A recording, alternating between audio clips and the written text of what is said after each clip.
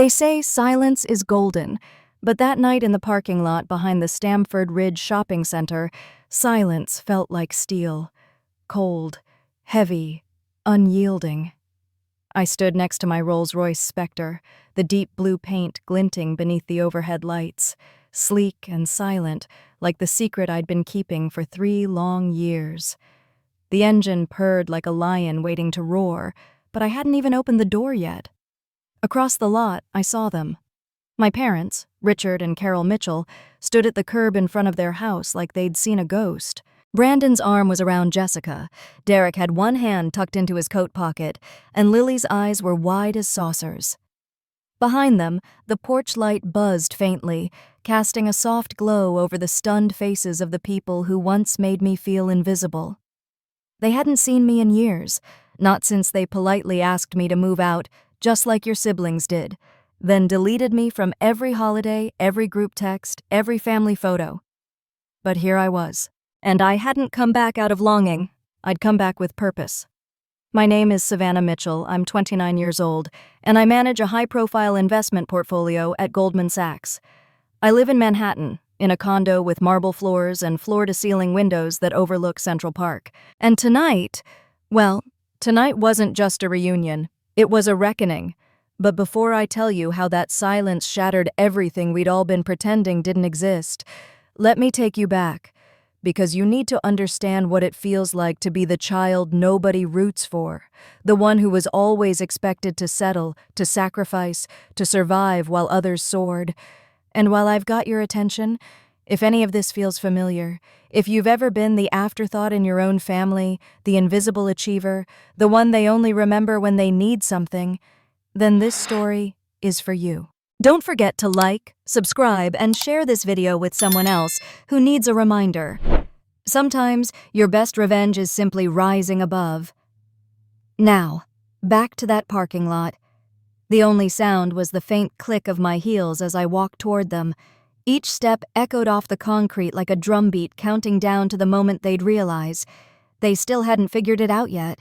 Not really. I could see my father squinting, doing the math behind his glasses. He glanced at the car, then back at me, then at the car again. That's your car?" he finally asked, voice brittle. I smiled softly. "Yeah, picked it up last spring." Carol blinked, her eyes darting across the sleek chrome, like maybe if she looked long enough she could explain it away. "Is that a Rolls-Royce?"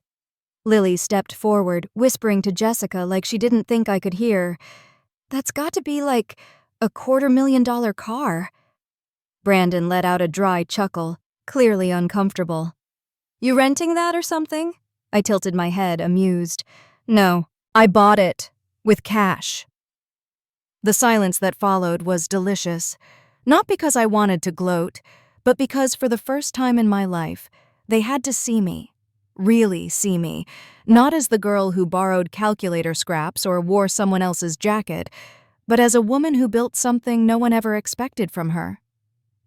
"Savannah," my mother finally said, with a soft, shaky breath, "you look incredible." "Thank you," I replied, my voice calm but firm. "It's been a long journey." No one knew what to say after that. They just stood there, jaws tight, expressions flickering between shock and confusion. All their little games, comparing degrees, cars, partners, suddenly felt like children's theater. I could see it in Brandon's clenched jaw, in Derek's uneasy shuffle, in Lily's downward glance. For once, I wasn't playing their game. I was the one holding the script, and I wasn't going to rewrite it for their comfort anymore. The engine hummed to life when I pressed the key fob. The headlights cut through the night like truth slicing through years of denial. "I should go," I said, stepping back toward the driver's seat. "Long day tomorrow." And without another word, I slipped behind the wheel, eased the car into gear, and pulled away slowly, watching their stunned faces in my rearview mirror as they shrank smaller and smaller behind me. That was the night everything changed. But the truth? The change didn't start in that parking lot. It started years earlier, in quiet hallways and kitchen tables, in the echo chambers of birthdays missed and victories ignored. And if you really want to know how I became the woman behind that wheel, I'll need to take you back to the beginning. You'd think it would have taken me years to notice. That kind of neglect, emotional, silent, all-consuming, you imagine it builds slowly, like rust under the surface. But for me, I knew before I ever learned how to divide fractions. I wasn't planned, I wasn't praised, I wasn't wanted. I was Savannah Mitchell, child number 4 in a house that was already full of people, of pride, of expectations perfectly assigned to each sibling, like roles in a Broadway play. Brandon was the golden boy, firstborn, destined for leadership, the kid whose 4th grade science fair project ended up laminated and framed in Dad's home office. Derek, the steady one, bookish and polite, the son my mom called a gentle soul with a teacher's heart. Lily, the youngest, was artful, whimsical, a dreamer, they said. Every drawing she ever doodled stuck to the fridge like it belonged in the MoMA. And then there was me, the leftover, the accident with a name. No one ever said it out loud, of course. Carol and Richard Mitchell were far too polite for that. But children don't need words. They feel it in the air, like static. And I felt it every day. It showed up in the little things, when I needed new shoes for gym class and Mom handed me Brandon's old pair, 3 sizes too big and worn at the heels. "Just double up on socks," she'd chirp. "You'll grow into them." It showed up when I placed 2nd in the regional spelling bee, out of nearly 200 kids, and Dad gave me a thumbs up from behind his newspaper. "That's nice, sweetheart," he mumbled, flipping the page. The same Dad who once threw Brandon a backyard party just for making honor roll. But I think the moment it really landed, the moment I realized I could set myself on fire and they'd still ask me to pass the salt, was the day of Lily's first art exhibit at the local community center. She was 12. The entire family showed up like she was debuting at the Met. My parents wore dress clothes, bought her a bouquet of lilies, took dozens of photos under the banner that read, "Emerging Artists of Fairfield County." They invited everyone, neighbors, old coworkers, even Brandon's college roommate who happened to be visiting. I stood in the corner holding a paper cup of pink lemonade, forgotten. I'd just aced a statewide math competition a week earlier, ranked 1st out of thousands, but no one brought it up. No one had even asked how it went. Lily leaned over to me that night and whispered, "Did you ever get a trophy or something?" I nodded, smiling like it didn't matter. "Yeah, it's on my dresser." "Oh," she said. "That's cool, I guess." That was all.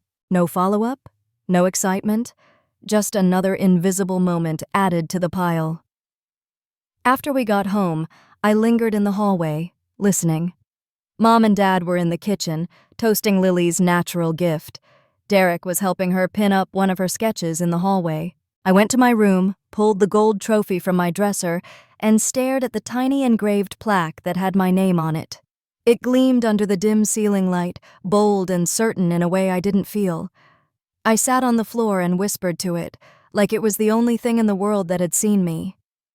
I wish they clapped for me the way they do for her. But wishing doesn't change anything, so I stopped wishing. By 13, I had stopped asking for new clothes. By 14, I didn't tell anyone when I got into the advanced placement program. By 15, I came home with a certificate from Yale's summer camp and tossed it on the kitchen counter like it was junk mail. Nobody noticed. That's when the shift happened. Not in them, but in me. If no one was going to clap, I'd clap for myself. I started working after school, scooping ice cream at a strip mall just off Route 1. The smell of waffle cones stuck to my hoodie, and my hands were always red from the cold tubs, but I never complained. Every paycheck was mine. Every dollar was proof that I could take care of me, even if they wouldn't. Mom saw my first pay stub one day when I left it on the kitchen table by mistake. She glanced at it, then smiled, proud but distant.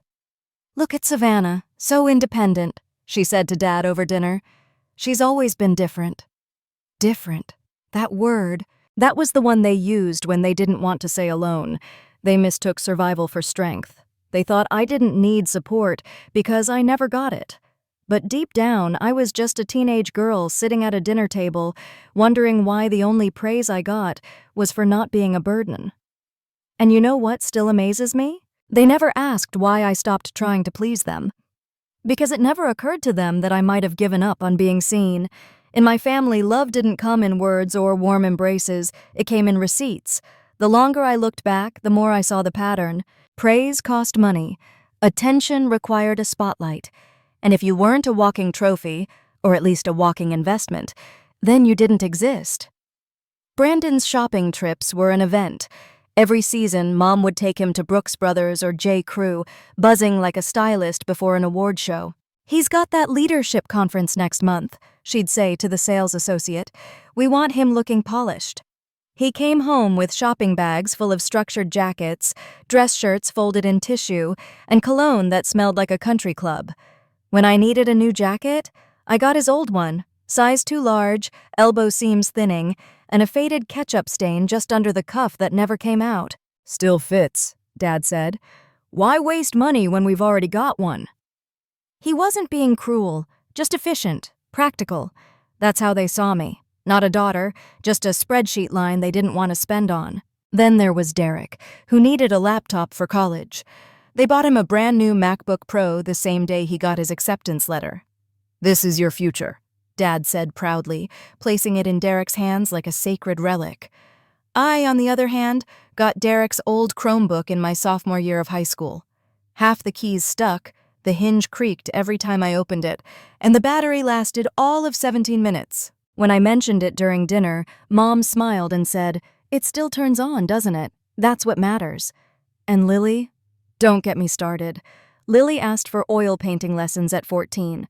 Within a week, she had a full easel, premium brushes, and a set of professional-grade paints that cost more than my first paycheck.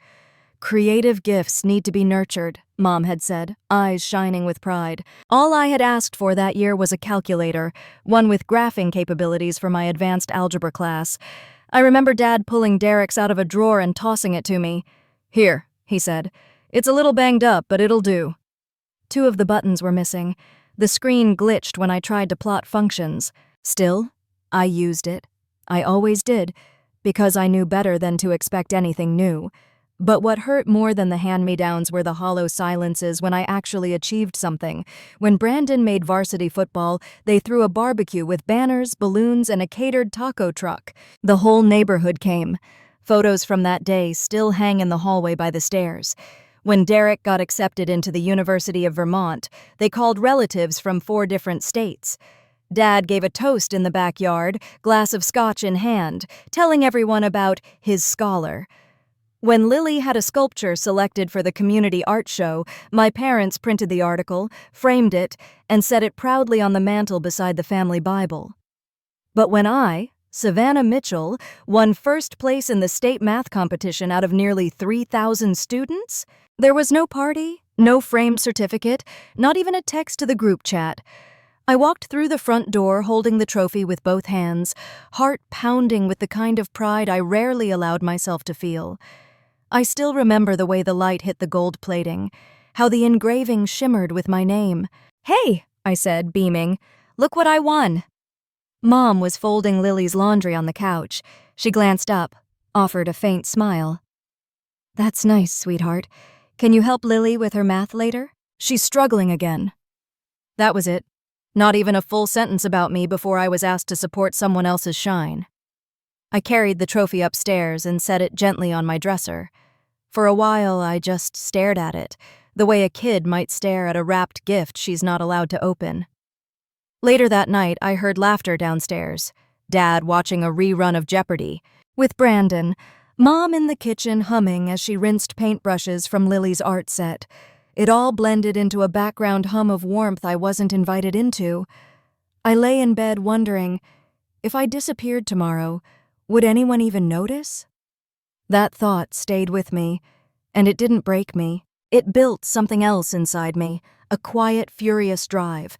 I wasn't going to beg for their recognition anymore. If they only loved those who glittered, then I'd become something they couldn't ignore, even if it meant shining completely alone. They sat me down at the dining table like they were breaking bad news about a hurricane. Dad cleared his throat, folded his hands, and gave me that politician face he always wore when pretending to be reasonable. "Savannah," he began, "we've been doing some thinking about college." Here we go, I thought. The script I'd seen before. 3 times, in fact. Brandon, Derek, then Lily, Derek. Each time, this conversation came wrapped in smiles and spreadsheets. Brandon had his full ride from Mom and Dad, plus an allowance. Derek got tuition, housing, and a little extra for books. Lily already had a portfolio prep course and a summer tour lined up for art schools across the Northeast. Me? I already knew my version would come with a footnote, maybe even an asterisk. "We're so proud of you," Mom jumped in, her smile stiff and practiced. "You've always been so responsible, so independent." There it was, the setup. "But," Dad continued, "we have to be realistic. We've put 3 kids through college, and with the economy the way it is—" Ah, yes, the economy. Like it was some natural disaster that had swept through the Mitchell household and happened to spare Brandon's Honda and Lily's $800 sculpture wheel. "What exactly are you saying?" I asked, even though I already knew. Mom exchanged a look with Dad, one of those silent spousal handoffs, and then she said it. "We won't be able to cover your tuition, but we believe in you. You've always been resourceful." My mouth went dry. "You mean you're not paying anything?" I asked. "Not even for in-state?" Dad's voice dropped an octave, the way it did when he thought I was being ungrateful. "We're saying it's your turn to make your own way. That's what growing up is." That's when something inside me cracked. Not shattered, just split clean, like glass under pressure. A line formed across the version of myself who begged for crumbs and the one who was about to start baking her own damn bread. I sat back in the chair, eyes fixed on the same table that had hosted every birthday dinner, every holiday roast, every moment I'd stayed silent for the sake of family peace. "Got it," I said calmly. "Thanks for being honest." Dad looked relieved, like the conversation was over. But for me, it had only just begun. That night, I opened my laptop and made a list. Every scholarship I could apply for. Every university with the merit-based program. I stayed up past 2 a.m., cross-checking deadlines and requirements. I also made one more call, one I'd never dared make before. I dialed Aunt Melissa. She picked up on the second ring. "Savannah? Is everything okay?" I hesitated. "I need help, and I completely understand if the answer is no." She didn't speak for a long moment. I could hear the soft click of her lamp switch, the rustle of her comforter. Then finally, "I've been waiting for this call for years." Those 8 words broke something open in me. I told her everything. The scholarship I was chasing, the financial gap I couldn't close, my parents' decision to step back now that it was my turn. Melissa didn't hesitate. "You've got grit," she said, "and I'm proud of you for asking. I'll help you cover the difference. No strings attached." It was the first time I'd heard the word proud spoken without a shadow. The next morning, I floated down the stairs. Mom was unloading groceries. Lily was showing off some new earrings Dad had bought her, just because. No one noticed the change in my face, the new oxygen in my lungs. I stood in the kitchen doorway. "I figured out college," I said. "Aunt Melissa's helping." Mom dropped a box of cereal into the cabinet without turning. "That's nice, honey." Dad didn't even look up from his tablet, and just like that, the moment passed. But I didn't care, because something had shifted. For real this time. This wasn't just about college anymore. It was about agency, about power, about claiming a life that wasn't defined by who clapped for me, but by what I could build. For the first time, I wasn't waiting to be chosen. I was choosing me. They waited until late March. College acceptance letters were rolling in like spring rain, thick envelopes and digital confetti. Some of my classmates were already wearing sweatshirts from the schools they'd chosen. I hadn't picked one yet, because I hadn't had the conversation. Not that conversation, but I knew it was coming. So when I walked into the kitchen that Wednesday night and saw my parents sitting side by side at the table, papers neatly stacked in front of them, I knew this was it. "Savannah," Dad said, gesturing for me to sit. "Can we talk?" That's how it started, like a business meeting. I sat. My palms were damp, my throat already tightening. I'd rehearsed this in my head 100 times, how I'd stay calm, how I'd be grateful, how I wouldn't expect too much. Dad leaned forward. "We're proud of you, you know." I nodded, already bracing. "You've worked hard. Really hard," Mom added, her tone too upbeat. "We just want to be honest with you, sweetheart." And there it was, honest. That word was never a prelude to anything good. "We've put a lot into Brandon's, Derek's, and Lily's education," Dad continued, "and we're just not in the same financial place as we were before." I said nothing. "We can't cover your tuition," he finally said, "not even partially." Mom chimed in with a gentle hand on my arm. "But you're so driven, Savannah. If anyone can figure it out, it's you." The silence that followed was sharp enough to draw blood. No, "we'll help with books." No, "we can chip in for housing." Not even a whisper of a plan, just a gentle shove into the unknown. I stared at them, then looked down at the letter sticking out of my backpack. My acceptance to Westfield State. I'd already circled the scholarship deadline in red. I'd printed out the FAFSA forms twice in case I messed up the first time. "Right," I said quietly. "You've already done enough."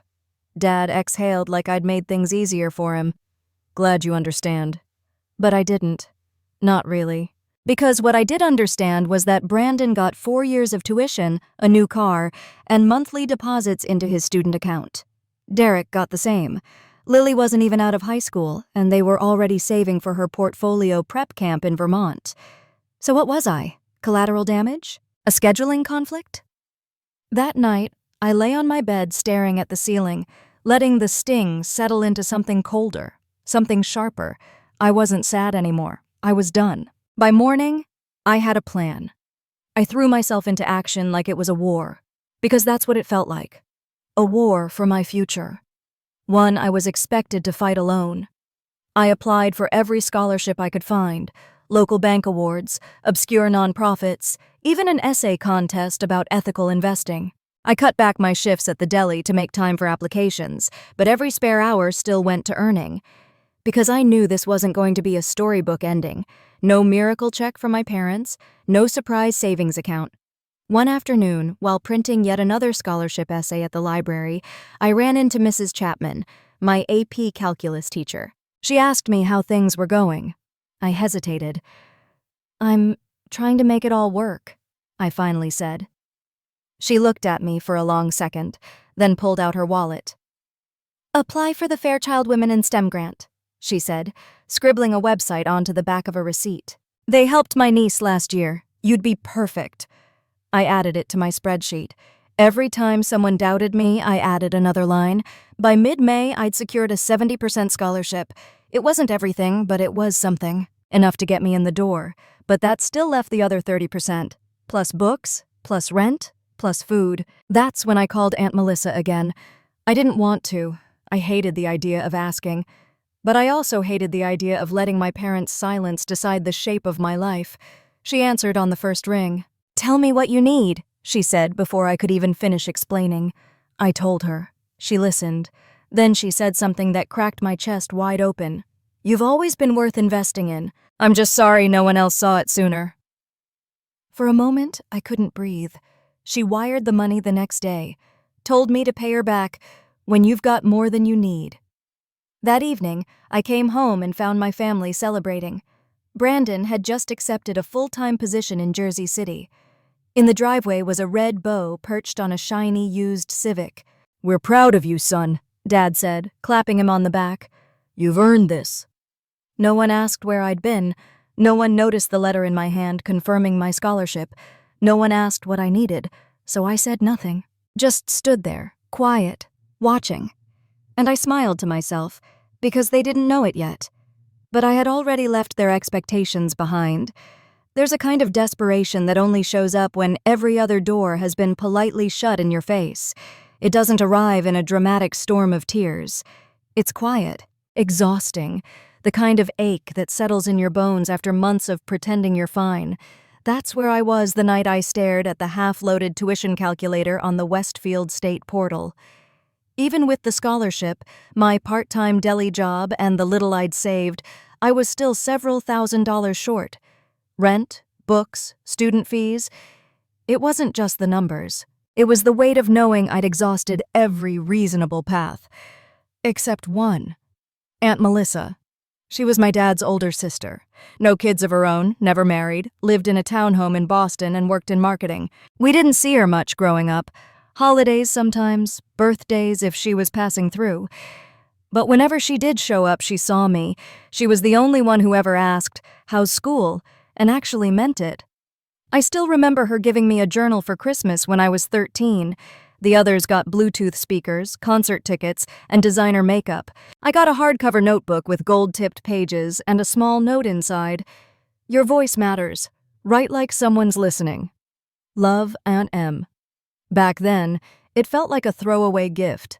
Now it felt like a lifeline. My hands trembled as I dialed her number. It was already past 10, and I hesitated before pressing call. Maybe she'd be asleep. Maybe she'd say no. Maybe I didn't deserve to ask. But I hit the button anyway. "Savannah?" she answered on the second ring, her voice warm and alert. "Everything okay?" My throat tightened. I hope this isn't too late." "Of course not, sweetheart. What's going on?" I inhaled, steadying myself. "I'm trying to get through college. I've got most of it covered, but there's still a gap. I wouldn't be asking if I had another option, and I will pay you back, every cent." She didn't say anything at first, just silence on the other end, but not the kind that makes you panic. It was listening silence, processing silence.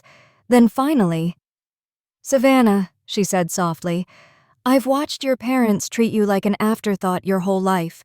You don't have to convince me of anything." My vision blurred. She continued, steady but emotional. "You've worked so hard with no help. If I can lighten the load, even a little, I will. No strings, no repayment timeline. Just promise me you'll believe in yourself even when they don't." I couldn't speak. I didn't trust my voice not to crack open. "Thank you," I managed to whisper. "I don't know what to say." "You already said it by calling," she replied. That took courage. The next day, she wired the money. I refreshed my account a dozen times, stunned by how something so intangible, being believed in, could feel heavier than dollars. And I did what she always encouraged me to do. I wrote about it.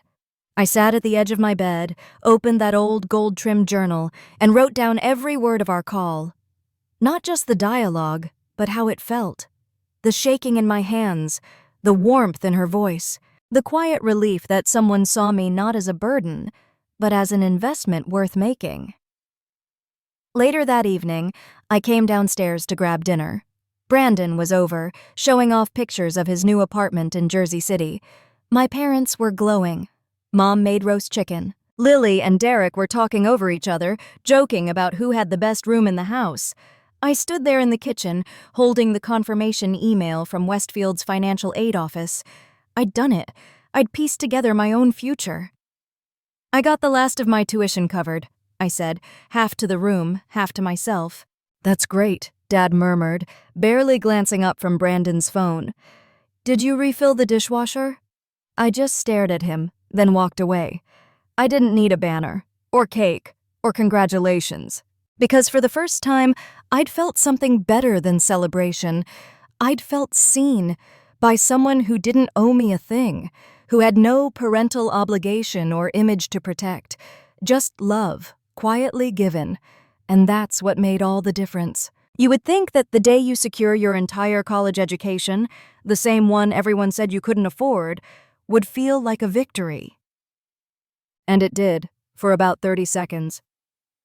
I came home that afternoon with the official confirmation in my backpack, full tuition covered, partial room and board from a need-based grant, and Aunt Melissa's contribution filling in the rest. For the first time in months, I exhaled without fear. I still remember how light I felt walking up the driveway. It was spring and everything smelled like fresh mulch and warm asphalt. I wanted to share it.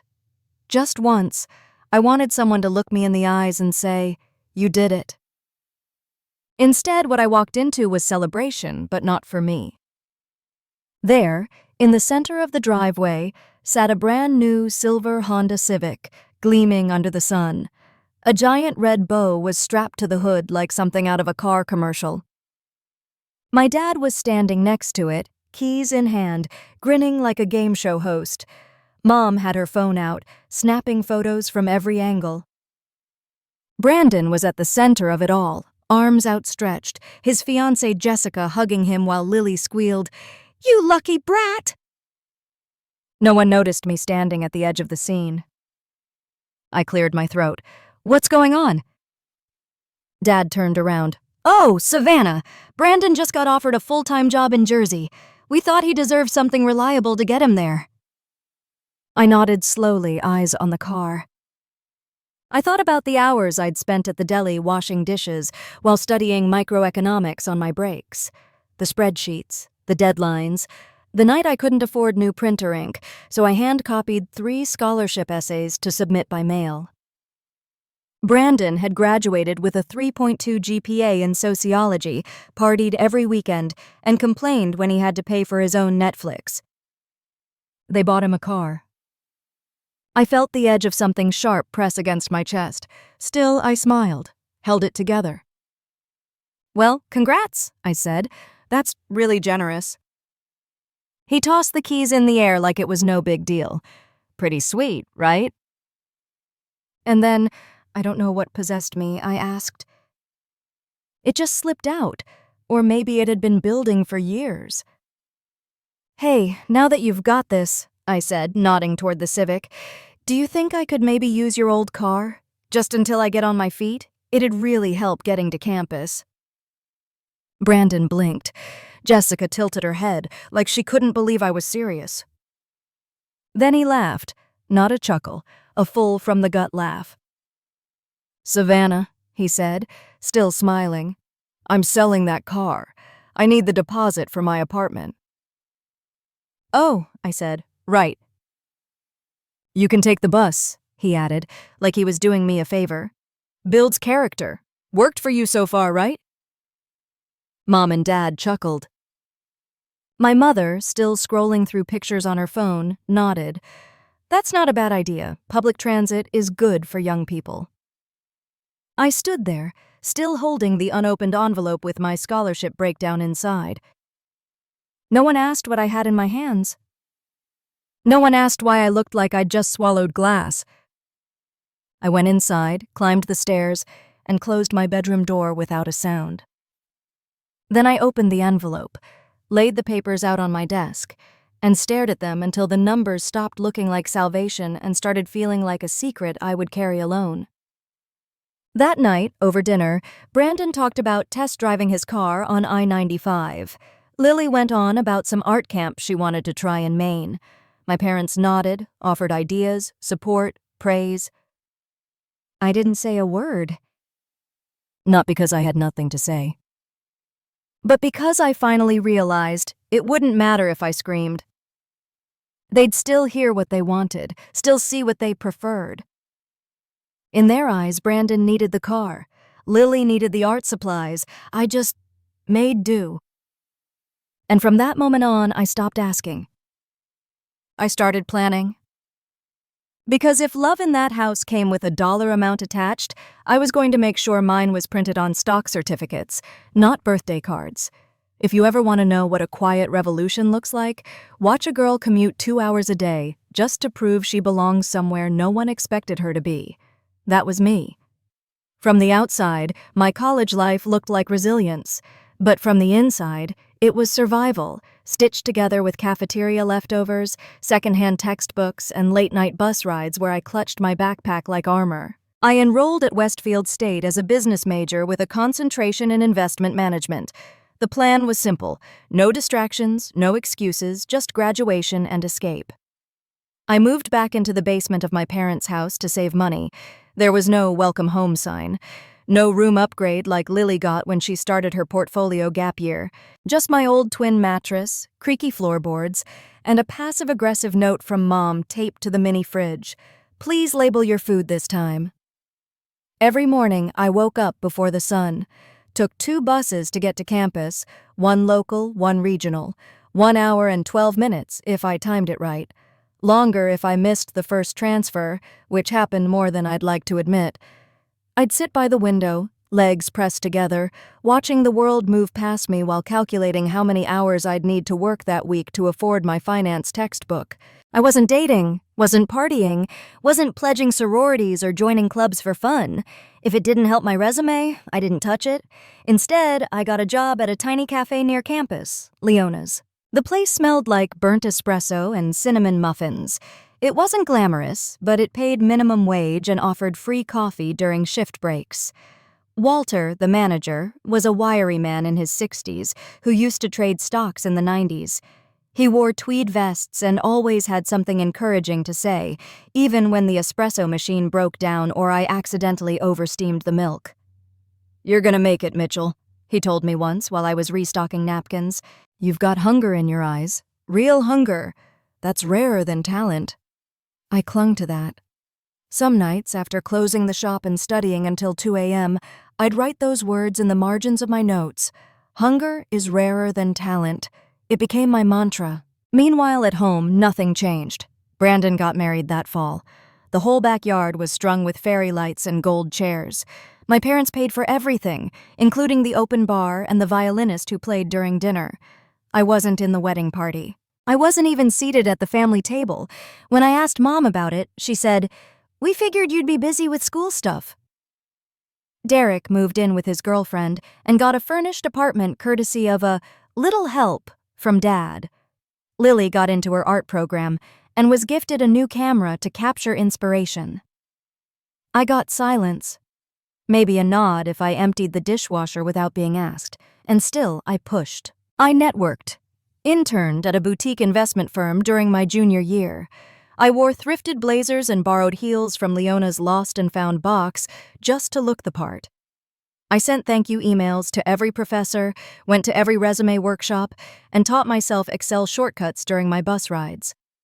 I volunteered for student-led case studies and graduated top 5% of my class, while still working 20 hours a week. By senior year, I had 2 offers before graduation, one from a mid-size firm downtown, the other from Goldman Sachs. I almost didn't believe it when the recruiter said my name. "Savannah Mitchell," she smiled, extending her hand.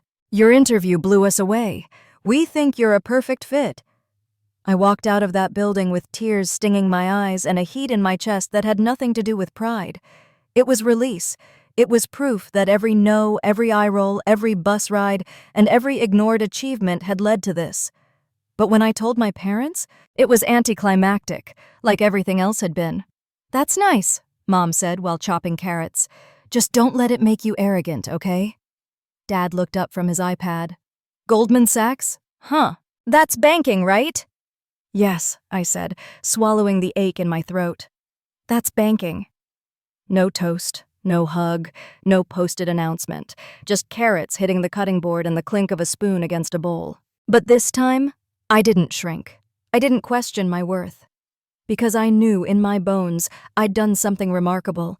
I had turned silence into drive, neglect into hunger, and now I was unstoppable. 2 weeks after I walked across the graduation stage, summa cum laude sash brushing my knees, offer letter from Goldman Sachs in hand, my parents invited me to the living room for a quick family talk.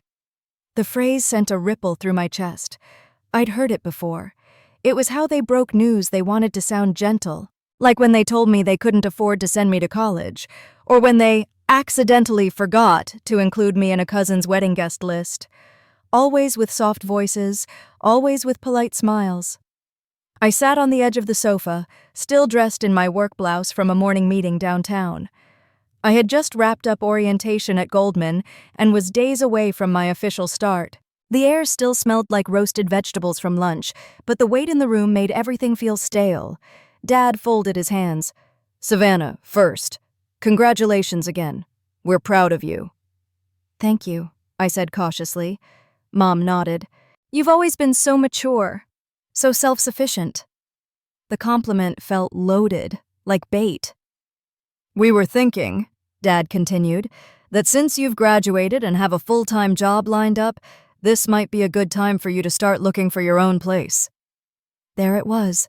wrapped in ribbon, delivered with a smile, but a shove is still a shove.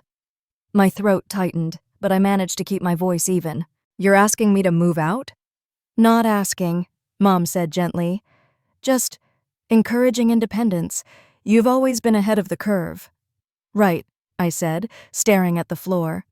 You'll do great, Dad added quickly, as if praise could cushion the impact. I thought of Brandon, how he'd lived at home until he was 24 while saving up for a condo. Derek didn't move out until after grad school. Lily was still home, working on her art and applying to fellowships Mom filled out for her. Brandon stayed until 24, I said quietly. Derek, too.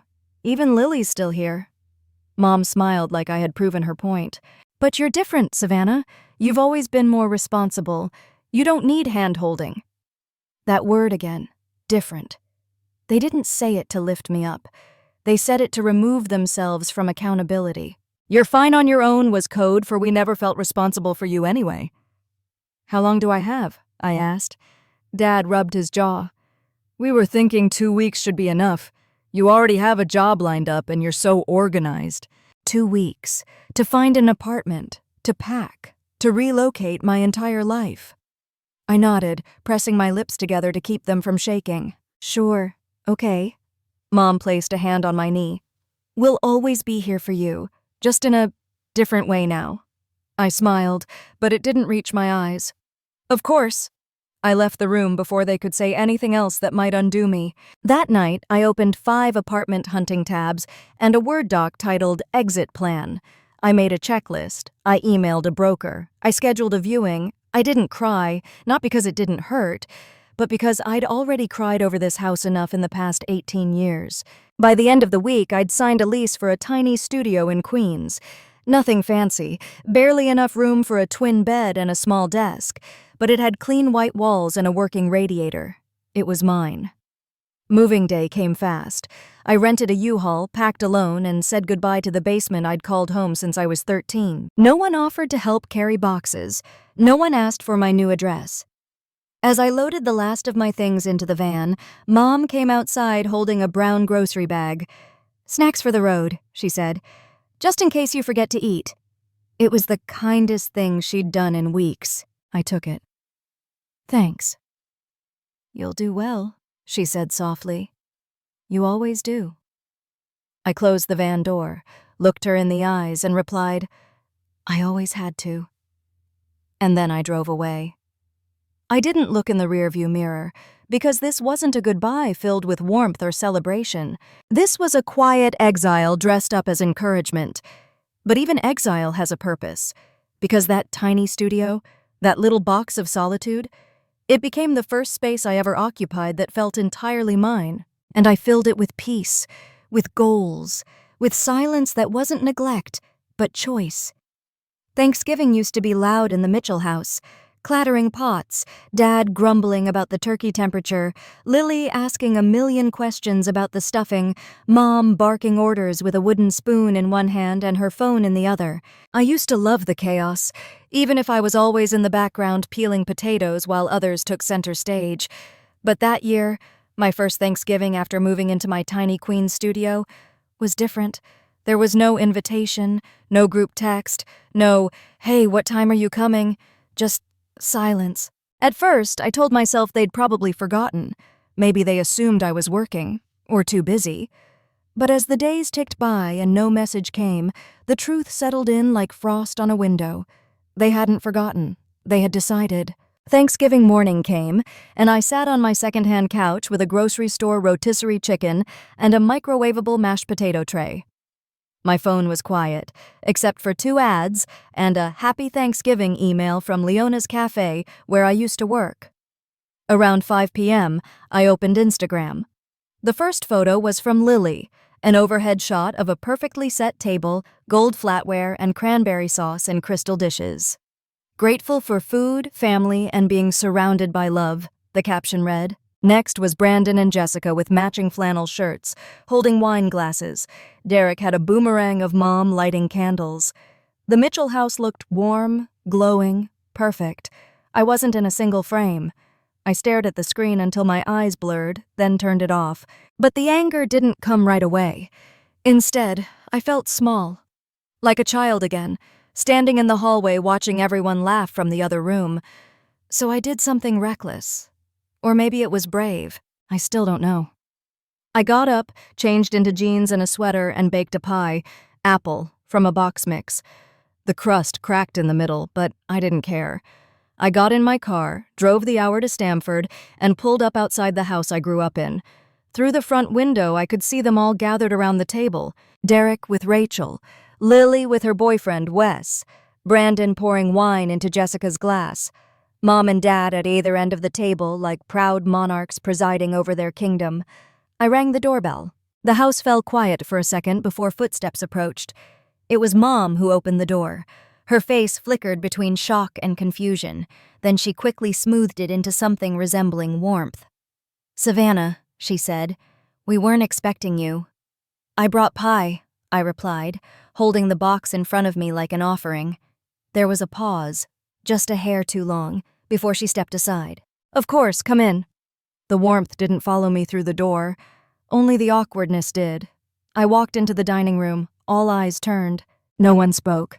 Not even Lily, who had always been the softest with me. I placed the pie on the side table. "It's nothing fancy," I mumbled. "Box mix." Jessica gave a tight smile. "Well, it's the thought that counts." I sat in the empty chair at the far end, next to Wes, who nodded politely. The dinner resumed, but the mood had shifted, like I'd pressed pause on their perfect moment, and they were scrambling to recover. "So, Savannah," Brandon said suddenly, too loudly. "How's your little apartment treating you?" "It's good," I said. "Cozy. Still taking the subway everywhere?" Derek asked with a smirk. "Character building, right?" Brandon snickered. My parents didn't say a word, just passed the gravy. No one asked about my job, or how training at Goldman was going, or what it was like finally living on my own. I might as well have been a ghost at that table, visible but not present. After dinner, I helped clear plates. No one stopped me. As I set the last dish in the sink, Mom walked past me. "Thanks for coming," she said softly, without looking me in the eye. "Sure," I said. "Wouldn't miss it." I left without saying goodbye. No one followed. No one asked when I'd be back. No one called the next day. That was the last Thanksgiving I ever tried to come home, because being forgotten hurts. But being remembered only when it's convenient, that's worse. 3 years. That's how long it took for silence to become fuel. I didn't block their numbers, but I stopped checking my phone hoping for apologies that would never come. I stopped refreshing family group chats where I was nothing more than a ghost. I didn't need their crumbs of attention anymore. I had work to do. When you have nothing left to lose, you become dangerous in the best way. At first, it was survival. I kept my head down at Goldman, working brutal hours, sunrise to midnight, 6 days a week. I read every internal memo like it held the key to the kingdom. I watched how senior partners walked, how they asked questions, how they said no without saying no. I said yes to every impossible project, took on messy portfolios no one else wanted, worked through holidays while my coworkers posted from ski resorts and vineyards. There were nights I cried in the shower just to keep my sobs off the company-issued pillow. But every time I thought about giving up, I remembered Thanksgiving. I remembered that table, and how they left my chair empty on purpose. That was the wound. Goldman was the bandage. But it was never going to be the cure. The cure came in the second year. After a mentorship with one of the firm's senior female VPs, Carla Wang, I started pitching ideas. Quietly at first, suggestions in team meetings, process tweaks. I watched the way Carla nodded subtly when I was on the right track. Her nods became fuel. Her invitations to shadow client meetings were breadcrumbs I followed like gospel. "You think like an owner," she said one night as we walked out of a Manhattan tower, heels clicking on marble. "But you're playing like an employee. That won't take you where you want to go." Those words lit something in me I didn't even know was waiting. So I started planning my own move. Nights became business school crash courses. I devoured finance textbooks, pitch decks, and startup podcasts like they were lifelines. I studied what made people invest, not just in businesses, but in people. And slowly, a vision began to form. By year 3, I had a plan.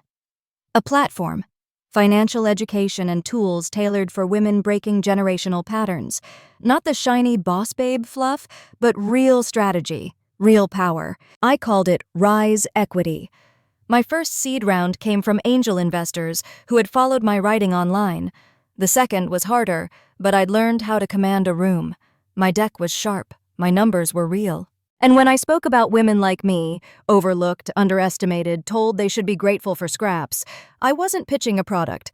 I was pitching a revolution. The first million hit the account 3 months later. I cried on the floor of my apartment, now a sleek one-bedroom downtown, paid in full. That's when I bought the Rolls-Royce. Not because I needed it, because I wanted them to see it. That night, I pulled into the parking garage of Lily's engagement party. She didn't invite me, but I was done waiting for invitations. Carla was my +1. And the second we stepped out, the sound of our heels echoing through concrete, I saw them. Mom, Dad, Derek, Brandon, all frozen in place, champagne glasses in hand, mouths slightly parted. Their eyes went from me to the car, then back again. 3 years of silence. 3 years of being invisible to them. And now they couldn't look away. Dad blinked first. "Savannah?" I smiled, cool and controlled. "Hi, Dad. I figured it was time you saw what I've been working on." Mom stepped forward, mouth twitching into a confused smile. "You didn't say you were coming. I didn't think I needed permission anymore." They stood there, speechless. No one rushed to hug me. No one welcomed me inside. But that didn't matter. I wasn't there for their approval. I was there to mark the shift. Because I hadn't just survived. I had built something no one could ignore. And for once, I wasn't asking them to see me. I had made it impossible not to. It happened on a Tuesday. I remember because it was the first slow morning in weeks. No back-to-back investor meetings, no launch deadlines, no crisis pings at 2 a.m. I was in the kitchen barefoot, holding a warm mug of hazelnut coffee, sunlight streaming in across the marble counters I once thought were only for other people. The phone buzzed. Unknown number. I almost ignored it. I don't answer calls I don't recognize, not anymore. But something, some whisper of intuition, made me tap the green button. "Hello?" Silence. Then a shallow breath. "Savannah?" The voice hit me like a wave. "Carol?" "Yeah, it's me." I didn't respond right away. My fingers curled tighter around the mug. Carol was my cousin, but more like a background extra in the chaos of my childhood. Always friendly, but never brave. She went along with the family tide, always smiling, always neutral. I hadn't heard from her in 6 years. "I wasn't sure you'd answer," she added, softer now. "But I've been meaning to call, for a while." I leaned against the counter, one hand pressed to my temple. "Why now?" There was a long pause. "I saw you," she said finally. "At Lily's engagement party. I was upstairs when you arrived, but everyone talked about it, about you, that car, that dress, and the way Uncle Ben just stood there like he'd seen a ghost." A bitter laugh slipped from my throat. "Yeah, well, maybe he had." Carol exhaled, shakily. "Savannah, listen. I know I didn't stand up for you. I didn't say anything when things were happening, and I should have. I saw it. All of it. The way they treated you. The way they erased you." My chest tightened. She continued, "I know an apology doesn't fix anything, but I need you to know it wasn't invisible to everyone. You weren't crazy." Those 4 words, "you weren't crazy," split something open inside me I didn't know I was still holding. I sank into the nearest chair. "How's your mom?" I asked quietly. Carol hesitated. "Still pretending everything's perfect. You know how she is. But lately, she's been slipping. Your name comes up more and more. At first, they rolled their eyes when you were mentioned. Now, they just go quiet." "Silence always says more," I murmured. "I think they're scared," she said. "Not just of what you've become, but of what it says about them. That they had you all along and chose to toss you aside." My throat went dry. "They wanted a puppet," I said. "And I learned how to cut strings." "I admire you," Carol whispered. "And I miss you." Those words hurt more than I expected, because for a moment I remembered being 12, sitting next to her in matching pajamas at Grandma's house, whispering secrets under the blanket while the adults laughed downstairs. I cleared my throat. I'm not sure what to say to that. You don't have to say anything. I just wanted to reach out. If you ever want to talk, or yell at me, or just exist near someone who gets it, I'm here. There was a strange comfort in her offer, an odd crack of warmth, like the first breeze after a long winter. Thanks, Carol, I said. Really. After we hung up, I sat there staring at the screen. My reflection hovered over the glass, stronger, sharper, steadier than the girl she used to know. That call didn't change everything. It didn't fix the years of silence or the damage they'd carved into me. But it was a beginning, and sometimes, when you've been cast out for so long, even a small bridge feels like salvation. There's something sacred about velvet curtains. They fall heavy and silent like secrets. And that night, my night, they framed the entrance to a world I had built from dust, memory, and defiance. The gallery buzzed with low murmurs, clinks of champagne glasses, and heels clicking across polished concrete. Spotlights kissed the sculpted corners of every ceramic piece. My signature, delicately pressed in gold on each plaque, reflected back at me, shimmering like a quiet rebellion. 3 years ago, I was crashing on Aunt Melissa's couch, hiding my dreams in a sketchbook under my pillow. Now, the New York Art Collective was hosting a solo exhibition titled Kilns of Memory. Savannah Mitchell was no longer the name people forgot. Tonight, it was on everyone's lips. I stood behind the black curtain separating the gallery's main floor from the studio space, heart pounding, hands cool despite the warmth of the room. Behind me, a video installation looped a short documentary about my process, shots of me covered in clay, sketching at sunrise, molding grief into form. It wasn't just art, it was survival. A staff member leaned in. 5 minutes, Ms. Mitchell. Ready? Born ready, I whispered. But I wasn't. Not really, because across the room I spotted them. Dad in his usual slate gray blazer, arms crossed. Mom wearing her perfect smile like armor, Lily with a cocktail in one hand and her fiancé's hand in the other. They weren't clapping, not yet, but they were here, and that in itself was a twist no one saw coming. When the curtain opened, I stepped into the glow of a warm spotlight, heels silent on the black floor. The room quieted. Cameras came up. Eyes found me. I cleared my throat. Good evening. For those of you who know me, thank you for believing. And for those of you who don't, I'm Savannah Mitchell, and I used to be invisible. The audience chuckled softly. My gaze swept over familiar faces, investors, fellow artists, gallery directors, and then landed on the ones I once begged to see me. My journey wasn't linear. I didn't attend an elite design school. I wasn't discovered in a cafe sketching on napkins. I was just a girl with too many feelings and nowhere to put them. Until I found clay. A hush, I could feel it. That moment when strangers stop seeing art and start feeling it. My pieces are built from things I wasn't allowed to say. Anger, grief, loneliness, but also hope, rebirth, resilience. I motioned toward a large sculpture titled The Uninvited, a table set for 10, with 1 seat missing. My seat. The details. Tiny cracks in the porcelain plates, the jagged edge of a broken wine glass, told a story no toast ever could. As people began to walk through the installation, I drifted near the back, trying to catch my breath. That's when Lily approached. Savannah, she said, almost too casual. Lily, I replied, letting the name settle heavy on my tongue. I didn't know it would be this impressive. I tilted my head. You thought it would be clay mugs with smiley faces? She laughed awkwardly. No, I just didn't know you had this in you. I always did, I said quietly. You just never asked. For once, she didn't have a comeback. She looked down at the uninvited, eyes scanning the empty chair.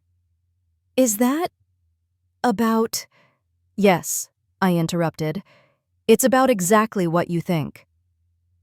From a distance, I could see Dad staring at one of the wall pieces, the birthday vase. A warped ceramic form with 22 candles melted down one side. My 22nd birthday. The one no one showed up for. Mom stood next to him, arms stiff at her side. The difference now? I wasn't standing alone in a dark corner waiting to be chosen. I was the one with the spotlight, the script, the final say. And this wasn't their story anymore. It was mine. The invitation arrived on cream-colored cardstock, thick and glossy, embossed with golden lettering. Mitchell Family Celebration Dinner, in honor of Lily and Nathan's engagement. No +1, no RSVP, just a time, a place, and a name written in my mother's cursive handwriting like it still held authority over me. I stared at it for a full minute before sliding it under the vase titled The Uninvited. How fitting.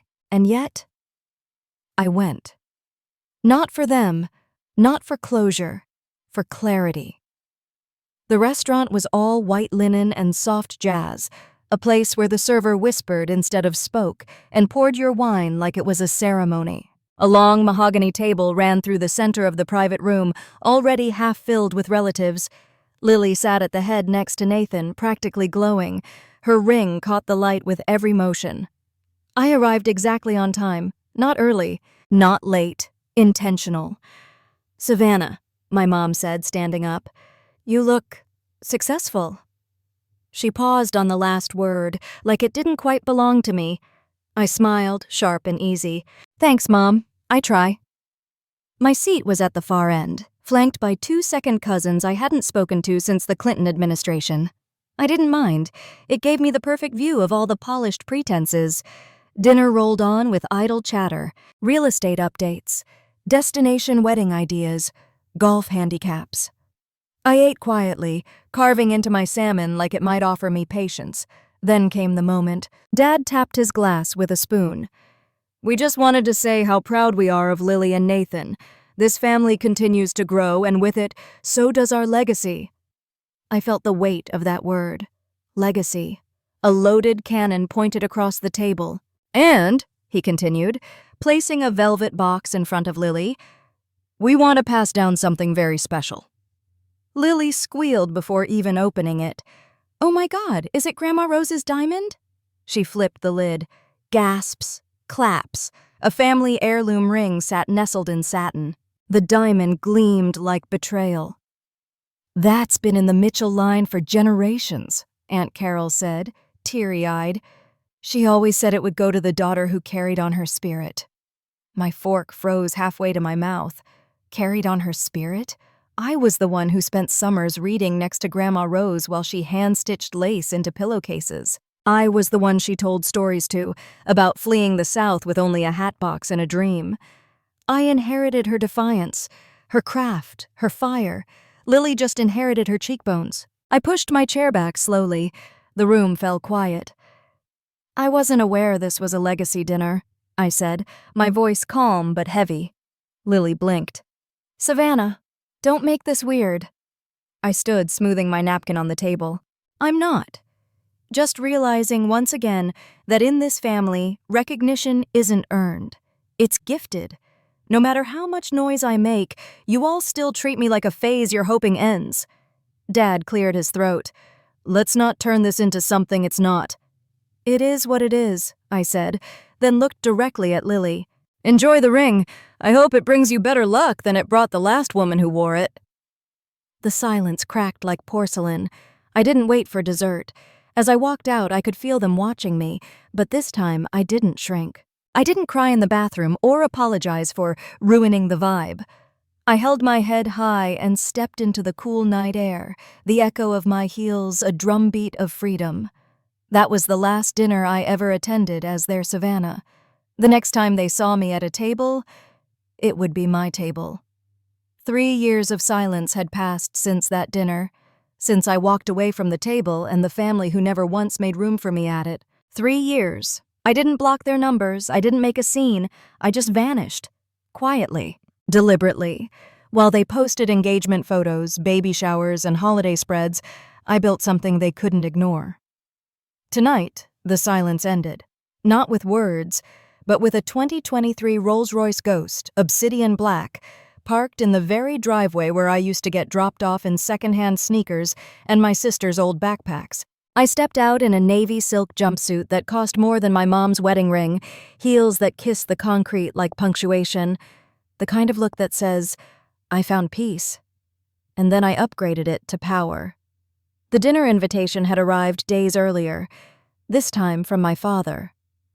We're having a small family gathering. Lily wants everyone there.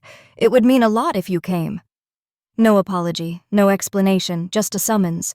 But I accepted, because this time, I wasn't the same Savannah walking through that front door. The room fell quiet the moment I entered. Lily froze mid-laugh. Nathan's hand tensed on her lower back. My mother blinked as if her mind needed time to reconcile what her eyes were seeing. Savannah? My father asked, his voice uncertain. I nodded, slow and poised. Evening. The air shifted, like someone had knocked the wind out of the room without touching a soul.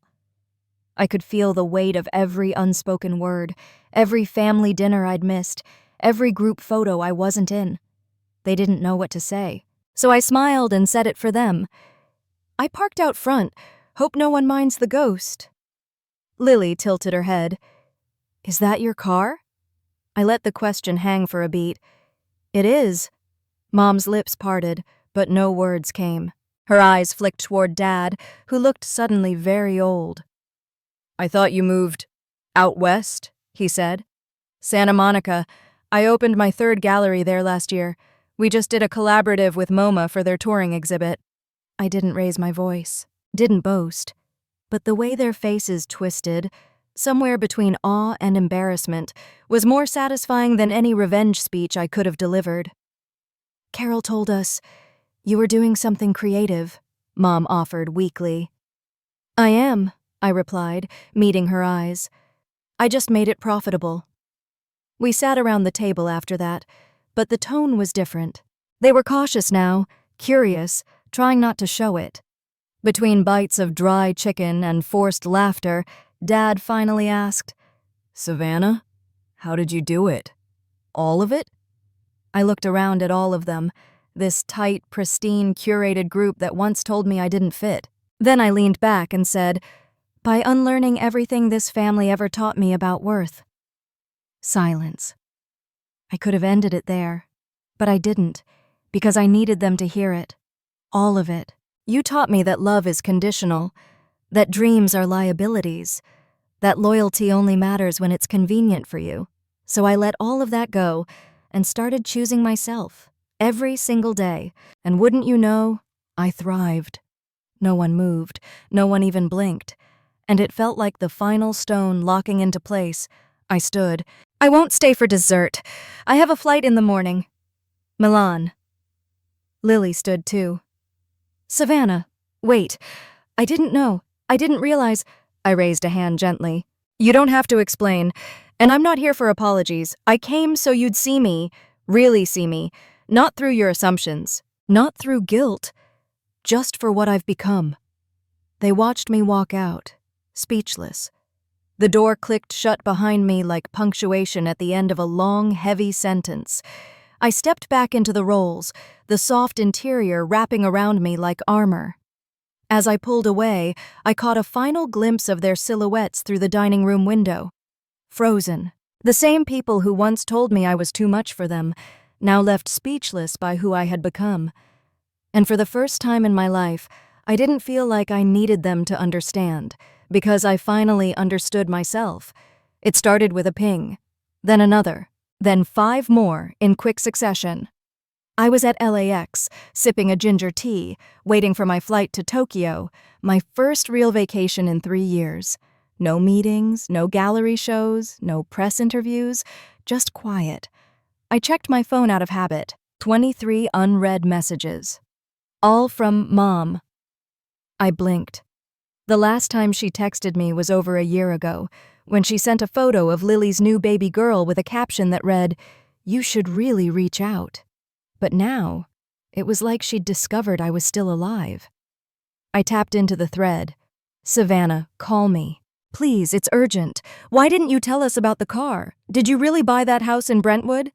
Carol says your name was in the Times? Your father's upset? Please just respond. Savannah, we need to talk.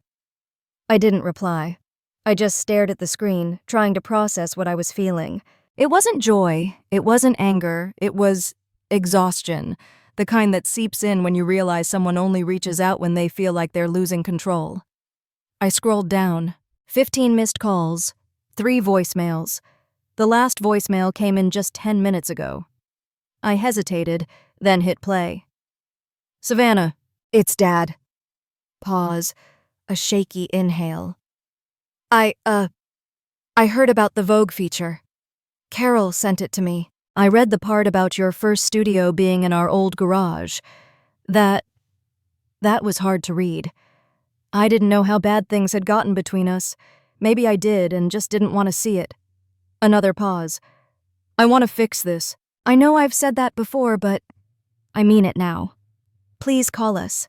Come home, just for dinner, even if it's just to yell at me. Click. I let the silence hang for a moment. Then I did something I hadn't done in years. I opened my email inbox. 412 unread messages. Subject line screamed for attention. Urgent from Mom. Lily's trying to reach you. Family dinner. Can we try again? A message from Grandma Mitchell's attorney. I froze at that last one. My heart did this strange stutter. Grandma Mitchell had been gone for years. She was the only one who ever really saw me. When I was 12 and wanted to paint the basement wall, she gave me a box of acrylics and said, "Make it yours." She didn't care that the result was a mess of purples and sunflowers and swirling names of made-up cities. She framed it. She called me Starling, said I was born with too much sky inside me to be grounded by people who only saw dirt. I clicked the email. Subject, Final Addendum, Estate of Margaret Mitchell, from Whitaker & Poe Law. I skimmed, then read again, slower. Grandma had left a sealed letter, to be delivered only after I'd stopped responding to my parents for more than 2 consecutive years, and only if I had reached financial independence. There it was, a line written in her unmistakable looping script, scanned and embedded into the email. My Savannah, if you're reading this, it means you did what I always knew you could, built your wings. And if your parents are trying to find you now, it means they finally noticed what they lost. Don't rush back to fix anything. Don't rush back at all. Just remember, silence is not a punishment. Sometimes it's proof that you learned to stop begging to be heard. Love always, Grandma. I didn't realize I was crying until a flight attendant approached and handed me a tissue. You okay, ma'am? I smiled through blurred eyes. I think I just got permission to let go. She didn't ask more, just nodded and stepped away. My phone buzzed again. Lily, can we talk? I miss you. I stared at it for a long time. Then I powered my phone off, and for the first time in my life, it felt like I wasn't walking away out of pain, but out of peace. I didn't expect them to show up in person, not after the silence, the guilt-laced voicemails, or the barrage of texts that went unanswered. But there they were, sitting stiffly at the corner booth of the cafe I used to work in during college, the same one they once mocked as a phase while asking if I needed gas money again. I spotted them before they saw me. My father's fingers were drumming against his coffee cup. My mother sat primly beside him, clutching her leather purse like it was a life raft. I should have walked out. Instead, I walked toward them, heels clicking with the quiet authority I'd earned. Savannah, my mother breathed, standing as if this were some movie reunion. I didn't hug her. Why here? I asked, sliding into the seat across from them. Why now? My father cleared his throat. We thought it might be time to have a real conversation. I think that ship set sail when you handed Lily the inheritance and told me to go make something of myself. He winced, but didn't deny it. I read what Grandma wrote, I continued. Every word. She saw through all of it, and she left me something more powerful than money, perspective. There was a long pause.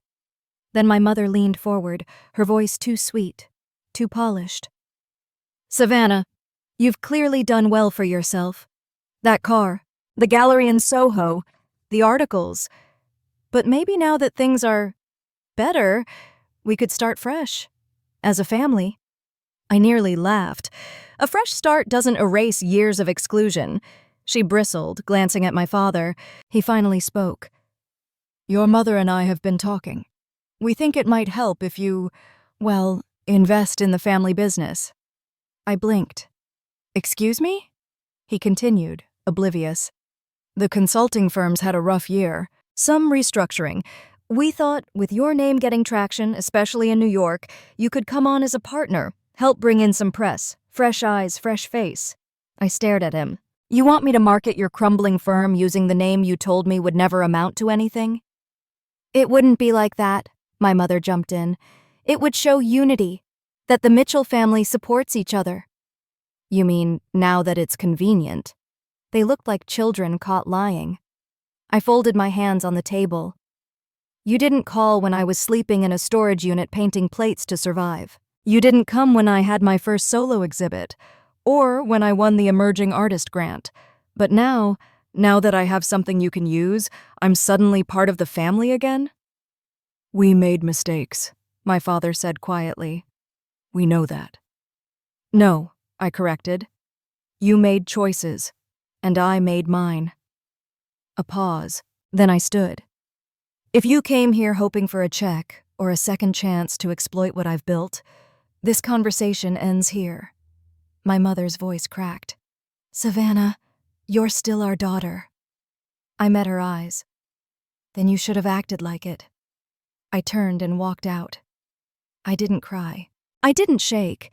And for the first time, I didn't feel like the child begging for a seat at their table. I felt like a woman who had built her own and had the power to decide who got to sit beside her. As I stepped into the afternoon sun, my phone buzzed. A text from Carol. Saw them heading toward you. You okay? I smiled as I typed back. I'm more than okay. I'm free. The ocean didn't care who I used to be. As I stood barefoot on the cool sand of Shelter Island, wrapped in a soft gray cardigan, the wind threading through my curls, I felt something I hadn't felt in years. Stillness. No noise, no expectations, no more proving. Just me. A folded envelope rested in my palm, weathered, yellowed slightly at the edges. Grandma Ruth had addressed it in her bold, looping handwriting. Open when it's finally over. I hadn't dared to until now, until the Mitchells no longer occupied my mind rent-free, until their voices no longer echoed in my ambition, until their absence no longer needed an explanation. My fingers trembled slightly as I opened it. Inside was a single handwritten page. No legal documents, no last-minute secrets. Just her voice, crystal clear. Savannah, freedom doesn't arrive when they apologize. It comes when you no longer need them to. You've always been more than their inability to see you. Your heart, your fire, your refusal to surrender, that's your inheritance. Now go live the rest of your life as if nothing they said was ever true. Love always. Grandma Ruth. I don't know how long I stood there, but the tears came slow and steady, healing tears, not bitter ones. For a long time, I believed my story would only make sense if they came around. If they finally saw me, chose me, loved me right. But that day in the parking garage, the text messages they flooded me with, the absurd offer over lunch, all of it made one thing blazingly clear. Their version of family was built on control, appearances, convenience. Mine would be built on truth, love without conditions, presence without performance, support without a price tag. Later that night, I hosted a small dinner with Carol, Marcus, and a few members of my gallery team. We laughed over wine and handmade pasta, candles flickering, music drifting in from a record player in the corner. No one was checking their phones. No one was waiting to pounce or compare or diminish. Just chosen people. Just real joy. Before bed, I lit a small fire in the outdoor pit and watched that envelope disappear into the flames, its message now etched into me. And as I lay in bed, the moonlight spilling across the floor like silver ribbon, I whispered one last truth into the quiet. I'm done begging to be seen. I'm no longer chasing rooms that never wanted me. I'm building my own. I'm no longer waiting for an invitation. I am the table. And the seat beside me? It's reserved for those who show up, fully, gently, without condition. If you've ever felt like the invisible one, the underestimated one, the disposable one, let my story remind you, you don't need permission to take up space. You don't need approval to start over. And you certainly don't need the people who broke you to be the ones who fix you. Your freedom begins the moment you stop asking for it and start living like it's already yours. If this story spoke to you, don't forget to hit that like button. Subscribe for more powerful narratives like this, share it with someone who needs to hear it, and drop a comment below. Your story matters too. Let's heal, grow, and rise together.